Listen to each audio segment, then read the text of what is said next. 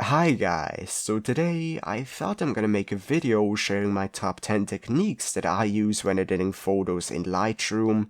And I've been using the program for years to edit thousands of pictures, and over the years I just kind of accumulated some of the major tools and workflow steps that I use over and over again with a lot of pictures. And this is going to be kind of a combination of sliders to increase the interest of your overall picture, to add differentiation in the color or lighting, and just kind of my overall 10 most important workflow elements. And I thought this was a great opportunity to team up with Skillshare, which is an online learning platform with like over 15,000 courses about photography and Lightroom and stuff. So I could actually show you, these techniques on some other photographers and how they use it, show you their perspective, and it's just kind of more interesting that way because they have their own editing style and they might use a similar technique in a different way. So anyhow, let's get started with the first technique, my first tip, and that is using the graduated filter to add complexity in the lighting.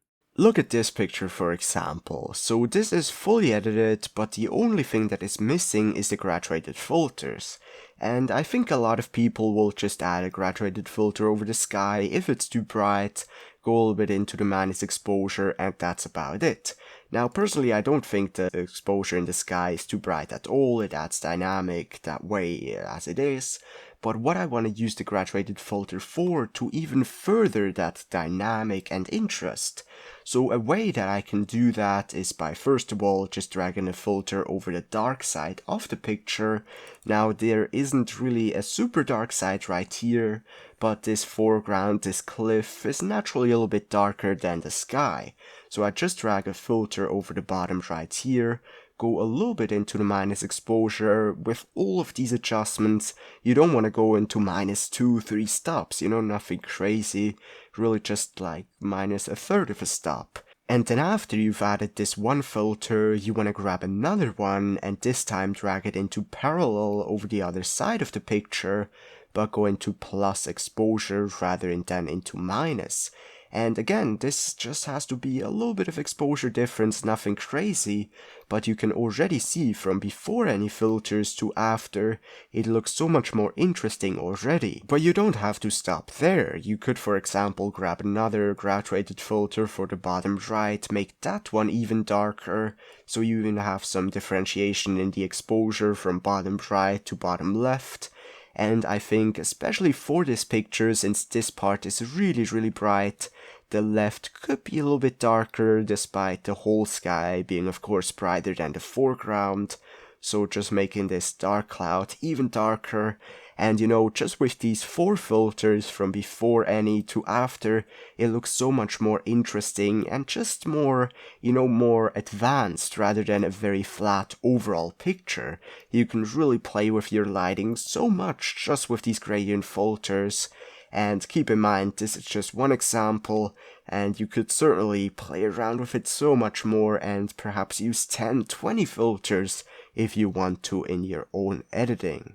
This technique is also shown in this course on Skillshare from Jamal Berger. Now he doesn't use it for the sky because there isn't a sky in this photo, so instead he uses it as a bright part towards the right, and the left being a lot darker and creating interest that way with the gradient filters. Alright, so let's move on to tip number 2, which is moving objects with the spot removal tool.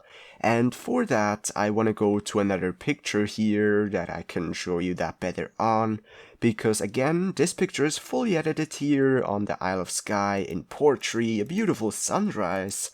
But the only thing that is kind of a little bit strange to me is this moon up here. Now I really tried to get this moon still in the frame, and as you can see I barely managed to do so, but it is really not in the ideal place. Now what a lot of people will think, well, if you want to move that one, you have to go into Photoshop, but that's actually not true.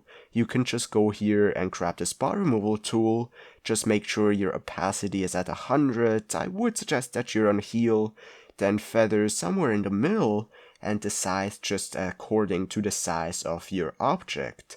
So now you just want to click anywhere that you want your object to be in, on the picture right here for example, and what Lightroom will try to do by default is match this area with another area that is very similar.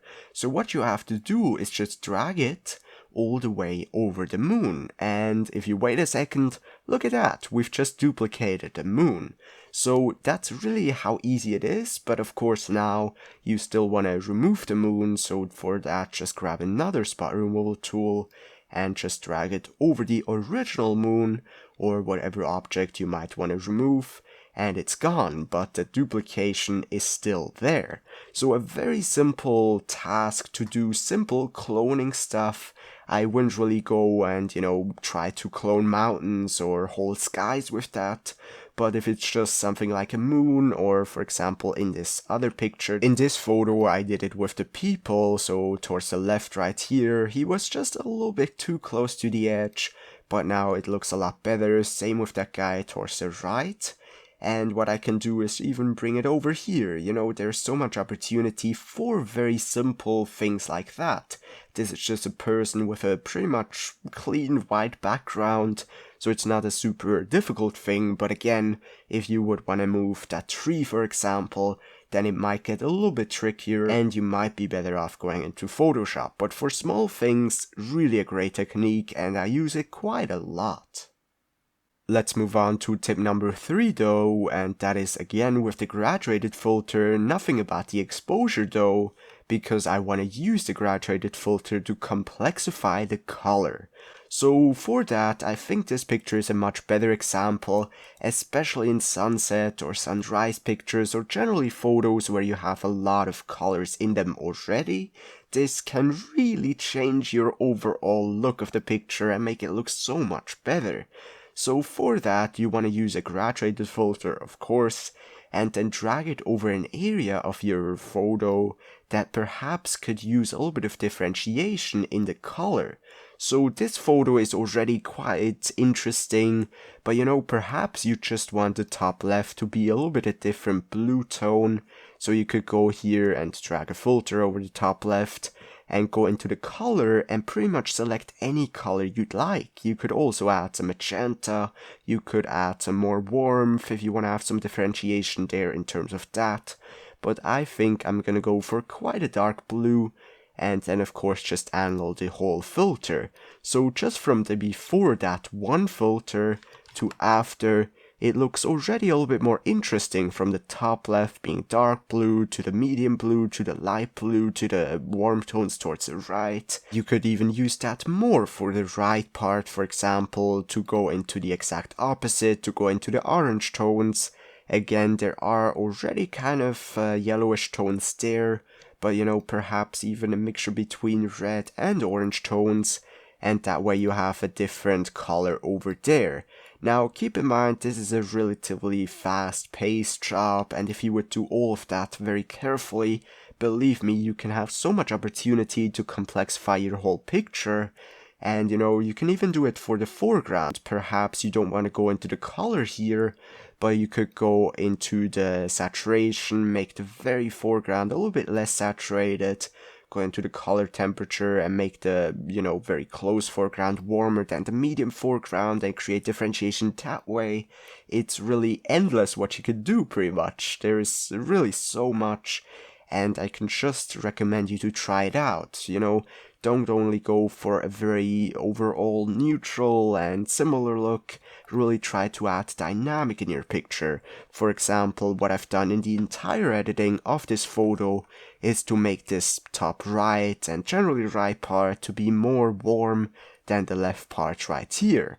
And you don't only want to have the right part being warmer than the left, you also want to create differentiation within the warmth, within the cold. Again, there's so much you can do. You could even go into the rail filters, add color here. For example, what I would do is probably add some more orange here in the middle, so that way it pops more. It does, again, more differentiation towards the yellows and the blues towards the left. And if you would want to go even crazier, you could even add some blue tone variation within the sky. So yeah, just try it out. Believe me, especially in sunset pictures, you will change up your photos and editing process completely. Now to tip number 4, which is bringing up the shadows and blacks in order to add contrast. So what I thought I'm gonna do here is just show you this photo right here. This hasn't been edited at all. It was shot in Paris, by the way, just a snapshot. But I just want to show you the overall importance of, first of all, bringing up the shadows. Now, bringing up the shadows is something I love to do. And as you can see here, it adds so much more detail within these dark parts. And what it also does is, in combination, is it allows you to bring the contrast further to the right. And contrast, personally, I believe, is very important, especially in pictures like these, which is kind of a little bit flat because there's not super crazy lighting or color in there, but also because this was shot as a RAW file. So contrast can really help your overall punch and interest of your picture. But if you just leave the shadows and the blacks at 0, then you will have limitations in terms of how far you can actually go. Because as you can see, if I go to around 65 here, the dark parts really become a little bit too dark for my tastes. Some of these people right here are almost indistinguishable. So what I really want to do is bring up the shadows. And the great thing is to actually also bring up the blacks with it. That way you can kind of mix them in between and together, so you don't only have one slider moved, and you can really push your contrast. And as you can see, from before any to after the adjustment, especially if you look closely, it looks a lot more punchy and a lot more interesting with a lot of that contrast, even though the shadow parts are relatively similar in detail. So this is also, by the way, something you could kind of turn around and bring up the shadows like crazy, and then bring down some of the blacks. Now the blacks just make the very dark parts a little bit darker, so that way you still have some of these dark blacks, and by bringing up the shadows you still have that overall shadow detail. There's really a lot of ways you can push these 3 sliders, but I think just being aware of them and being aware that you can move up the shadows and move up the contrast with it farther than you could otherwise, and then just kind of use the blacks as whatever works best tool.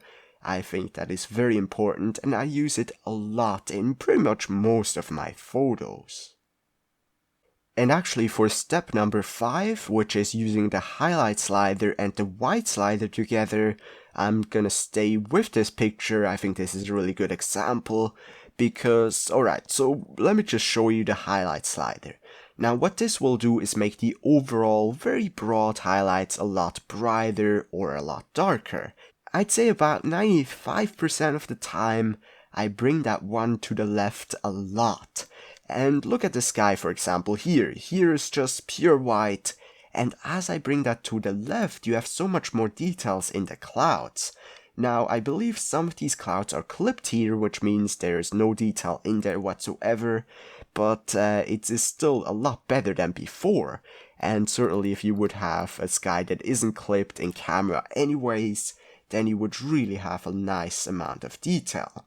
So it's great for the overall sky and just a great overall adjustment to equivalate out the exposure with the foreground and the rest of the picture. But the one bad thing that it does is that it decreases the overall interest and complexity. So that is why the white slider is so important. So again, bring down the highlight slider by 100. Now let's bring up the white slider and mainly look at the foreground here. This will increase the overall dynamic and just certain white parts by a lot. And here, by the way, you can also hold down the Alt key or I believe CMD key on a Mac, and that will show as soon as you clip something, meaning that there's no highlight detail whatsoever in there, and you just kind of want to keep it below that, because if you go too far, it's not looking natural anymore. But if you keep it in a rational way, use it in a rational way, you can enhance your picture by so much. Just look at the difference from 0 whites to like 46 whites. Again, this is a huge difference, and it might not seem like that, but if you zoom in, you see how everything looks so much more interesting.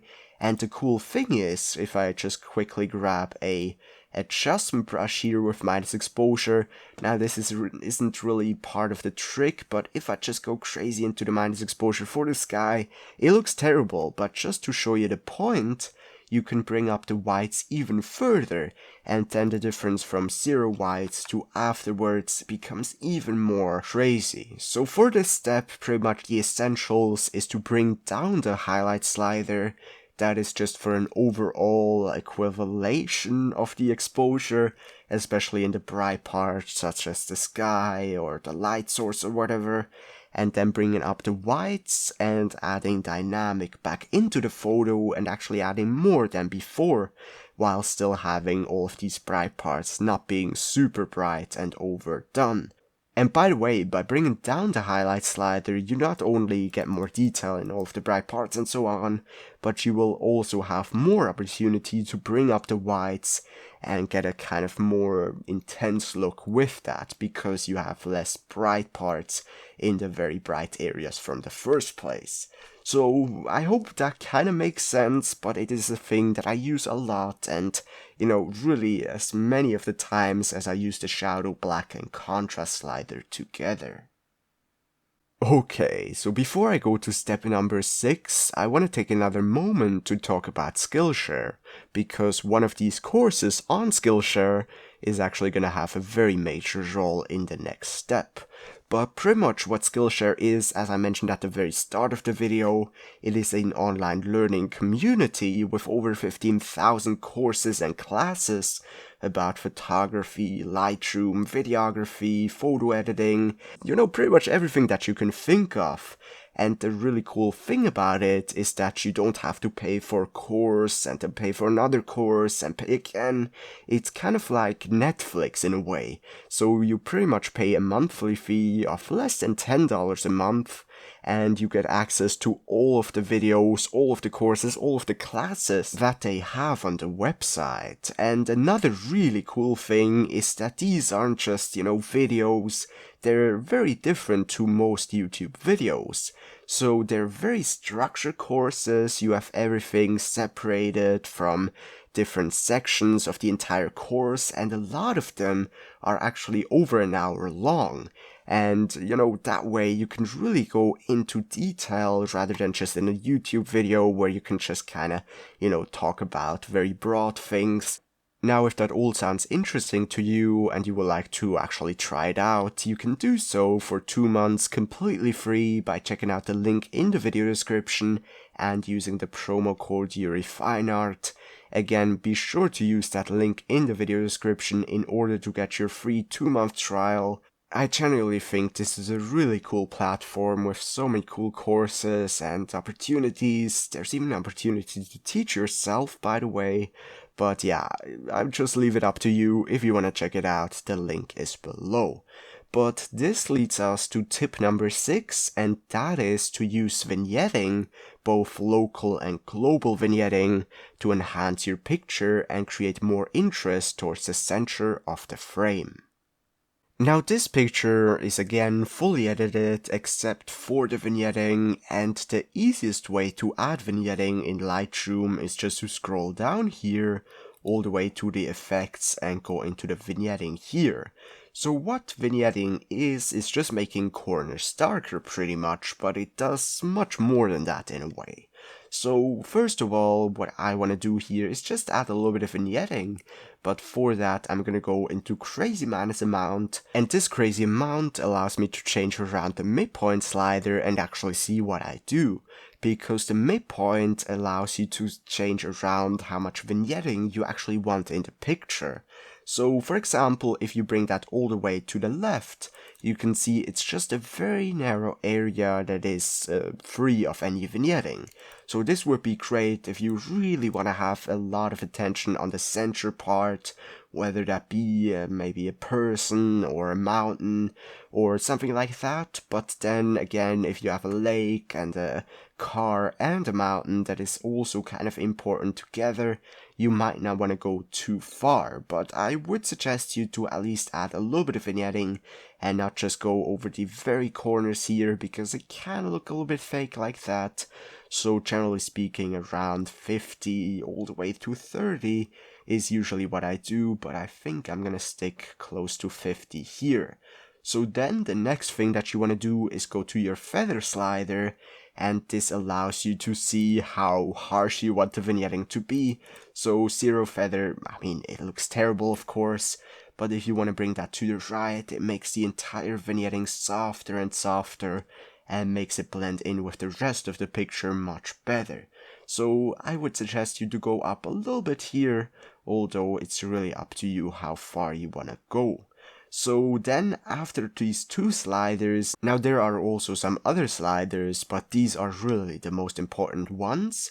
You want to of course go in your amount and bring that to a reasonable level, perhaps change around some of the midpoint sliders if you want, and then just decide how much vignetting you want to add. So now the vignetting is added, and you might not even really remember the difference from before to after, so let me show you. This is from before any vignetting, and here is after.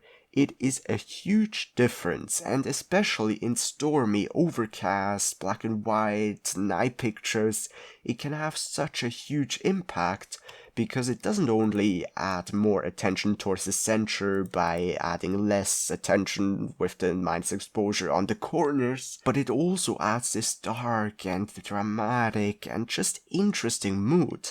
So again, this is the vignetting right here, already a huge difference, the global vignetting that is, but you could go even further and again go into the graduated filters and add some custom vignetting over perhaps just one side. And you could even do that with the adjustment brush. You can really add a lot of that, but I think you kinda get the point. In this video from Chris Burkhardt on, you guessed it, on Skillshare, he talks about his whole editing and how he shoots, and it's very interesting to see because Chris Burkhardt is one of my all-time favorite photographers. He's also one of the most famous landscape photographers in the world. Here he shows how he uses his whole vignetting in his workflow, and he goes about it in a very different way than I do. He uses it kind of more implemented. He doesn't really go into the vignetting tool as much, but he just uses it in his overall editing and again explains it way more in detail in this actual course.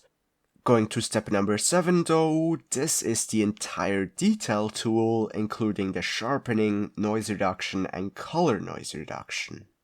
Alright, so I went ahead and reset all of the detail adjustments to default in this picture again, and I think a very important thing is sharpening. Because a lot of people will just tell you, well, if you want to add, make your picture more sharp, add sharpening. If you have a bad lens, add more sharpening than if you have a very sharp lens. And, overall, that is very true, and I completely agree with that. But here's a very important small thing, and that is if you sharpen for your print, then you don't want to add as much sharpening as if you would export it for Facebook. Because if you're exporting a picture for Facebook, then you're never going to be able to zoom in like that at all. So you can really bring up the sharpening like crazy, so that it will look completely over sharpened if you would zoom in. I mean, just look at this extremely ugly texture right here. It just looks terrible, but if you zoom out, it actually looks overall more sharp. And since you export this for Facebook or your website or online or something like that, you won't even have the ability to zoom in. So generally speaking, the smaller you want to export your picture into, the more sharpening you want to add.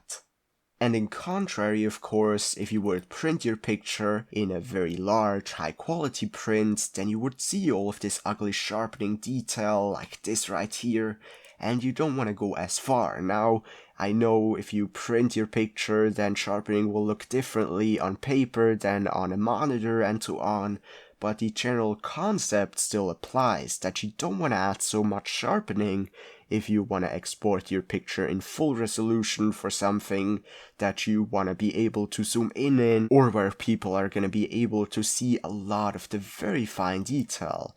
So the rule of thumb here is that the smaller your picture is going to be exported into, the more sharpening you want to add, and the more detail, the more resolution you actually need in the final picture, then the less sharpening you want to add, but still you want to probably add a little bit, especially if you shot this with a kit lens like I did right here. But going on with the sharpening, actually still staying in the sharpening, because sharpening, another very important thing is the masking. Now the masking, you can hold down the Alt or the CMD key, I believe, on a Mac, and that will show you the sharpening mask. Now everything that is white is going to be sharpened, and everything that is black is not going to be sharpened. This is important because you don't want to add a lot of sharpening in non-textured surfaces such as the sky or water or something like that just doesn't have any texture, because then you would just add noise and don't really do anything good at all. So just keep it kind of like to where you have all of your important textured things sharpened or white, and then everything that isn't really important to be sharpened, that doesn't have any texture, that might be better off not being sharpened, that you want to make sure is as close to black as possible. You won't be able to get it perfect all the time, but just getting roughly there is already much better than just leaving it at 0. Then you of course also have other sliders, but I personally don't use them so much. I know other photographers really are a fan of the radius to fine-tune the sharpening, texture and so on, but I'm pretty happy with just the amount and masking. Alright, going on to the noise reduction, this is quite a long tip, but I do think it's important. It might not have a huge difference in your overall look of the picture, but it certainly has on the quality and perception and how people are going to view your photo. So the next thing is noise reduction, and personally, I don't like the noise reduction very much, because even if I just add like 20 here, now if you're gonna watch this in full HD, you're gonna see the difference, but this will just, of course, get rid of a lot of the noise, but it will also get rid of a lot of the detail and fine structure, and it will make everything more plasticky and less sharp. So again, just the difference from 0 noise reduction to around 20, it's really a quite big difference in person. Now, this might not be something that you need to worry about at all, again, if you're exporting this for Facebook, but if you add sharpening, you will only really see the difference if you zoomed in, if you print your picture.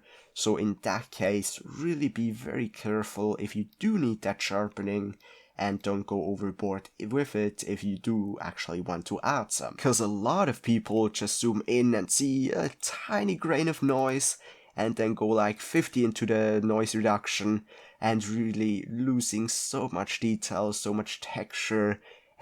It's just not something I am a very big fan of. So be very careful with the noise reduction and consider whether you might be able to live without it. Because there is another slider in the detail tool that is probably very often overseen, and that is the color slider. Now, I really would wish that Adobe would name that color noise reduction, because it's kind of like color slider. I don't really want to use the color slider. What does it do? You know, it's very confusing. But what it does is by bringing it to the right, it will get rid of the purple and green sensor noise.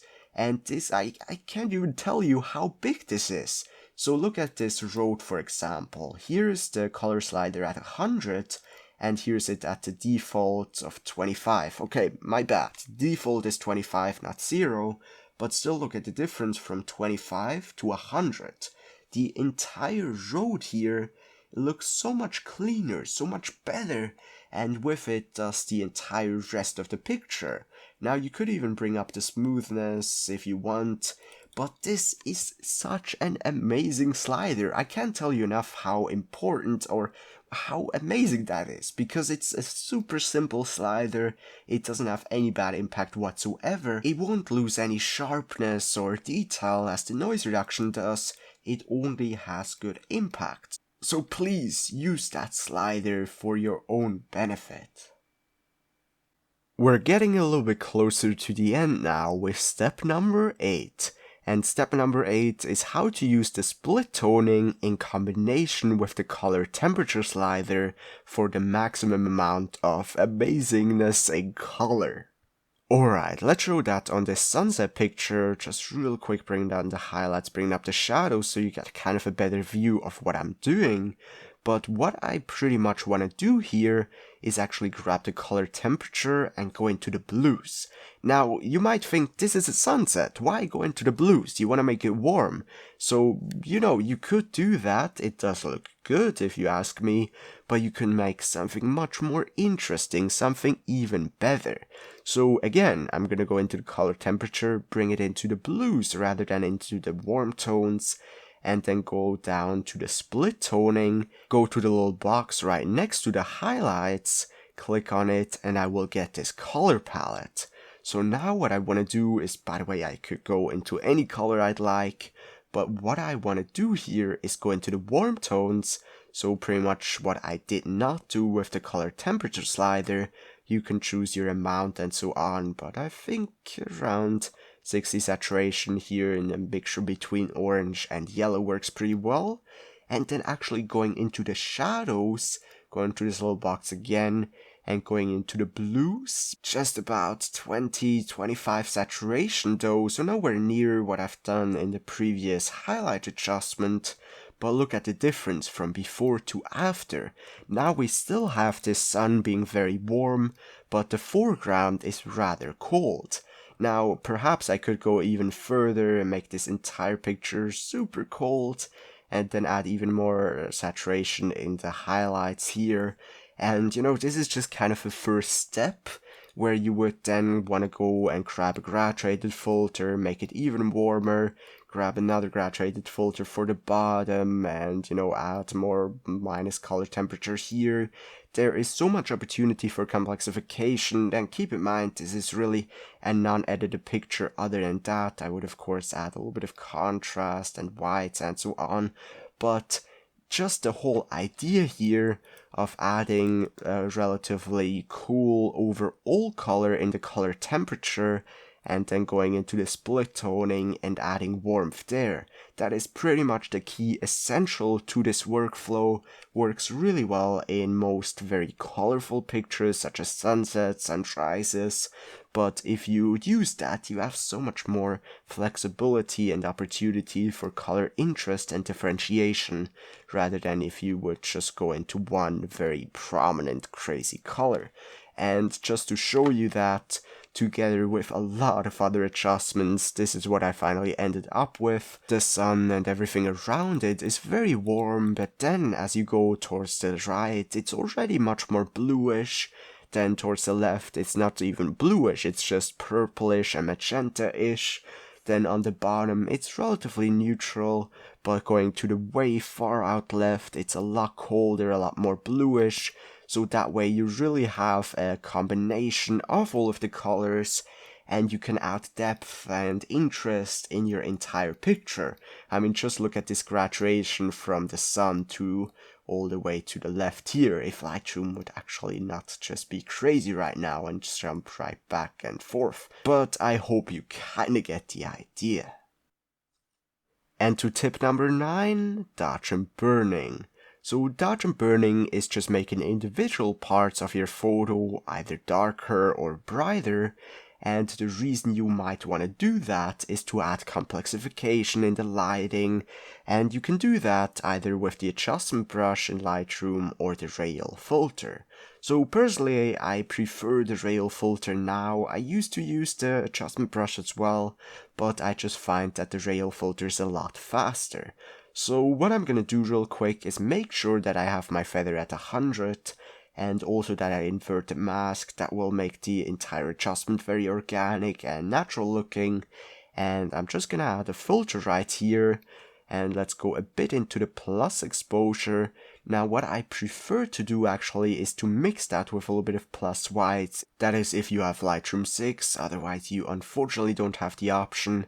And even go into the color and add a little bit of warmth there, because warmth really works with plus exposure. So then I would just kind of go over an area in my picture where it's perhaps a little bit boring, a little bit dull, and try to enhance that area there with the dodge and burning. So the great thing about it is that you can right click and duplicate a filter, then adjust all of these settings completely independently of the previous filter, so you can really do that very fast. You can also just hold down your front slash key, by the way, and that way you can really add a lot of filters in a very short amount of time. Now, a thing with dodge and burning is that you will always want to go with the lighting scheme, so don't go with the darkest shadows and add a ton of plus exposure. It will just not work, it will not look natural, but rather use it to enhance already bright areas or to add a little bit of exposure on kind of boring areas. So that is just the plus exposure part. You will also probably want to do that with the minus exposure. So for that, just reset everything, go a little bit into minus exposure. I like to also go a little bit into minus blacks. And then again, do the same thing as you did with the plus exposure, just now with the dark areas. Go over some of them and make them even darker. That creates a lot of very fine contrast, a very special kind of contrast, but it will also give a lot more interest to your entire picture. So just to show you that, I think just showing you from before any rail filters here to after is a quite good example. Now there is some color in there as well, so you don't only see the lighting and exposure differentiation, but I think it's rather obvious what it does. And then actually going to another picture here, if Lightroom loads. Here with this photo, I did the dodge and burning with the adjustment brush, and here is before any dodge and burning, so it doesn't look bad again, but afterwards, it's just... Come on, Lightroom! Okay, so it's just so much more interesting. I know I'm repeating myself with the words and so on, but just look at the difference. It works even better here than before. Just the dark areas being darker. I love the effect. And as a very last example, in this photo that I did just for the dodge and burning tutorial that was like 40 minutes long, link will be somewhere in the description, because dodge and burning is a quite complex thing. You can add multiple filters on top of each other and do all sorts of things, but pretty much this is a picture before any dodge and burning. And here is after. And with that being said, let's go on to the last and final tip for today, which is making individual parts of your picture have either less or more clarity. If you look at this picture right here, you will notice that the foreground is rather sharp and has a lot of clarity, contrast in it. But as I zoom out, going into the distance here, it is very hazy and washed out, bright, and that is exactly why you want to use differentiation in the clarity for. So clarity itself, the slider, is probably what most people will do, is just go into the plus clarity. And certainly this might work for some pictures, quite a lot of the landscapes it personally works for me. But in cityscape pictures, black and white photos, everywhere where you have a ton of contrast and a ton of texture, it might be a little bit over the top. So what clarity pretty much is a very detailed and a very structured contrast, and by bringing that up, you will just make everything way more contrasty and textured. You will really bring out these textures and make them more crisp and clear. But if you bring that into the minus, you will do the exact opposite. So the thing is, don't only go into the plus, also try out the minus clarity, and then you might even want to go into the rail filters, adjustment brush, the graduated filter, to add minus clarity in some far away parts, and add plus clarity in very close parts. So this is just kind of an effect I went for this picture. The foreground is rather crisp and sharp, and the entire background is very washed out, very hazy, and very low amount of clarity. So that creates depth, it creates interest, and I mix that also with the lighting. As you can see, the foreground is very dark, the background is very light, so that way you can really draw a viewer's eye into the picture, again create differentiation and all of that stuff. And showing it in another example, by the way, especially in pictures that is kind of snowing, where you don't have super great visibility anyways, it tends to work a lot better. And you can see it very clearly here from the right, which is the closest part to the camera. It is very crisp, clear, a lot of clarity, and slowly as I progress towards the left, it becomes more and more hazy, less and less clarity. So this is something I did with various tools, and I can tell you, it adds such another layer to your picture. I mean, there are so many different layers that you can of course add. You can add color, differentiation, exposure, but clarity and overall sharpness is something that not a lot of people utilize. And I believe I even have a final example here. Yeah, this is a really cool one. So again, the people in the foreground are rather crisp and sharp, and further into the distance, I just amplified what was already the case, pretty much the background being not as sharp as the foreground because of all of the snow and so on, but just exaggerated all of that to create this very interesting effect along with this bluish tint and the shades and so on. So just keep in mind that you can do that. You can also use contrast and perhaps even sharpening slider in combination with that clarity slider in local adjustments. So don't only be limited to clarity, but yeah, that's an additional layer that you can add to your picture, an additional layer of emotion and depth. So yeah, these were the top 10 tips for Lightroom that I could find. Now keep in mind, some of these tips might not work for your workflow, perhaps your editing style is different, so don't just, try to copy it, really try to use your own imagination. Is that useful for me? Do I want to change that? But, the whole idea for this video is just to kind of show my ideas, my workflow, to give you some, hopefully, inspiration, help you out with your own editing workflow, and as I said at the very start of the video, maybe even give some of you the idea to change up the workflow and add an additional part to it. And don't forget, check out Skillshare. They have over 15,000 courses about pretty much everything, including photo editing, photo shooting, Lightroom editing, from other professional photographers as well. So be sure to use the link in the video description and use the promo code YuriFineart to get your free 2-month trial today.